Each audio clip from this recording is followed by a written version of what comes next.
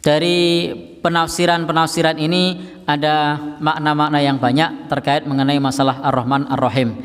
Di antaranya adalah karunia Allah itu menyeluruh, kebaikannya meliputi segala sesuatu, rahmatnya sangat luas. Tetapi kadang-kadang sesuatu tersebut tampak berbeda dari apa yang kita lihat.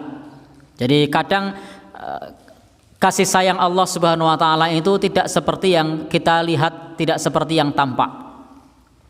Sebagai contoh, sesuatu yang dianggap sebagai rahmat padahal ia bukan rahmat. Jadi ada orang menganggap itu adalah rahmat padahal bukan rahmat. Sebaliknya, itu adalah sesuatu yang sifatnya murka dari Allah Subhanahu wa taala. Ada sesuatu yang sifatnya itu adalah azab. Sesuatu sifatnya itu adalah hukuman, tetapi sesungguhnya dia adalah anugerah dari Allah Subhanahu wa taala. Maksudnya bagaimana? Contohnya seperti ini. Saya umpamakan, tidak bermaksud menyamakan, hanya untuk memudahkan memahami. Ada orang tua yang membiarkan anaknya melakukan apapun yang dikehendaki oleh anaknya. Jadi orang tua ini melakukan apapun yang dikehendaki oleh anaknya. Maka teman-teman lain mengatakan, kamu enak ya, kamu disayang sama orang tuamu, apa-apa oleh. Nah. Tetapi ingat, itu sesungguhnya adalah merupakan adab. Itu bukan merupakan rahmat, bukan merupakan kasih sayang. Nanti giliran sudah besar, itu repot. Kenapa? Tidak pernah diajari nyuci, tidak pernah diajari bersih-bersih kamar, tidak pernah diajari bagaimana jadi orang hidup itu susah payah, tidak pernah diajari sopan santun. Begitu orang tuanya tidak ada, kaget semua. Maka tadi tampaknya adalah rahmat, tetapi sesungguhnya itu bukan rahmat. Tetapi ada orang yang kedua, ilustrasi yang kedua, disuruh oleh orang tuanya untuk belajar nyuci, untuk belajar membantu orang tuanya, diajari sopan santun, diajari bertutur kata yang baik, dipaksa ke sekolah, dipaksa ngaji, dipaksa ojo ngundo layangan terus. Nah, seolah-olah itu adalah siksaan, seolah-olah itu adalah hukuman. Opo-opo ra oleh. Jadi anak mungkin akan mengatakan, kok opo-opo ora oleh. Tiap hari harus ngaji, tiap hari harus sekolah. Yang lain teman-teman tidak ada yang bantu orang tua, saya suruh bantu orang tua. Tapi itu adalah rahmat.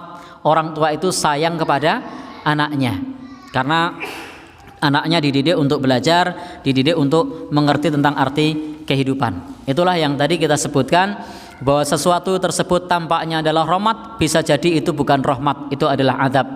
Bisa jadi sesuatu itu tampaknya adalah adab, tetapi itu adalah rahmat. Seseorang pada saat COVID-19 ini kemudian dia di PHK dari kerjanya, mungkin kita merasa itu adalah adab, ini hukuman dari Allah. Tetapi ingat, sesungguhnya itu adalah rahmat. Kemudian kita bisa berdikari, tidak bergantung kepada orang, kemudian kita bisa mandiri, kemudian tidak disuruh-suruh lagi sama majikannya. Tetapi kadang kita tidak menyadari, kok saya begini. Nah, tetapi ada orang yang tampaknya itu adalah rahmat, ketoknya kerjanya lancar-lancar saja. Tetapi sesungguhnya ketika Bapak dan saudara yang berbahagia yang dirahmati oleh Allah Subhanahu wa taala, kita menyadari belum tentu itu adalah sesuatu yang baik bagi kita. Karena sesuatu yang tampak itu tidak sama dengan apa hakikat hal tersebut. Kisah Nabi Musa alaihissalam dan juga Nabi Khidir alaihissalam yang dimuat di dalam Al-Qur'anul Karim yang ada dalam surah Al-Kahfi itu menunjukkan hal tersebut. Bahwasanya Nabi Khidir diberi oleh Allah Subhanahu wa taala kemampuan, diberi oleh Allah Subhanahu wa taala kekhususan untuk memahami hakikat, sehingga beliau tampak yang lahir tidak sama dengan apa yang sejatinya terjadi. Sehingga ketika Nabi Khidir berbuat sesuatu, maka Nabi Musa protes karena Nabi Musa hanya melihat zahirnya. Sementara Nabi Khidir tahu bahwasanya atas izin Allah, atas kehendak dari Allah Subhanahu wa taala, bahwasanya ada hikmah lain di balik itu semua. Bapak dan Ibu yang berbahagia yang dirahmati oleh Allah Subhanahu wa taala, ini adalah di dalam kita memahami rahmat kasih sayang dari Allah Subhanahu wa taala.